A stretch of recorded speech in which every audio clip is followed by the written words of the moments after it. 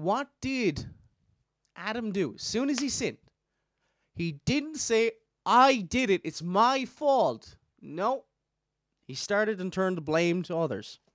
That's the manifestation of somebody with an evil, guilty, wicked heart. And even then, he added sin to sin. We do the same thing. Look, we do it in Ireland, right? Our poverty and everything else and all the issues that we go through, what we do, we blame the British. Blame the British. It's all their fault. So we blame others for often things that we've created for ourselves. It's the same with going to various countries. Blame the United States. I'm not saying Britain and the United States are perfect, by the way, for those people out there, but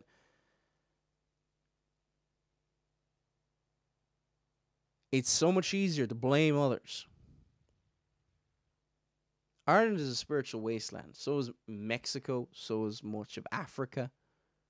Africa's a wasteland. You can't just blame the colonialists for the issues of Africa.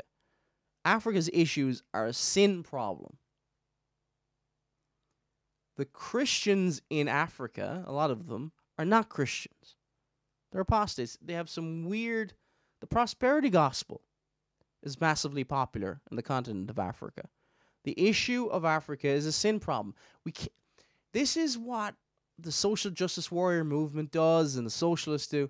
They find a boogeyman and they blame it on them. ISIS does the same thing. ISIS blames, it's the United States, it's the oppressors. Therefore, we must fight them back. So nothing we do is wrong. It's just, read ISIS's writings. That's what they do. They blame the other side. On Ireland, the IRA, the British did it. They fought, and so we're fighting back. It's a war. Doesn't matter. It's not murder in a war, according to this logic. It's violent revolutionary Marxism based in what? Following the example of Adam. Following our own evil heart. Rather than take the responsibility on ourselves, rather than for example, there was a few weeks ago, it was maybe sort of a month ago now, or a bit more, Martin McGuinness, a former head in the government in Northern Ireland, involved in many, many murders, part of the IRA, was, of course, he died, and everybody was saying how much of a wonderful man he was and all this kind of thing. The guy was a murderer, never repented of what he did, and seen as a great guy. Because it's the whole logic of, at that moment in time,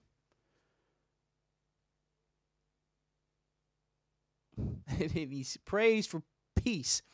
It's a bit like, it's a bit like somebody shoots everybody, stops shooting the last 5 people, and because there's no more guns firing, it's peace, apparently. But what was Adam's example?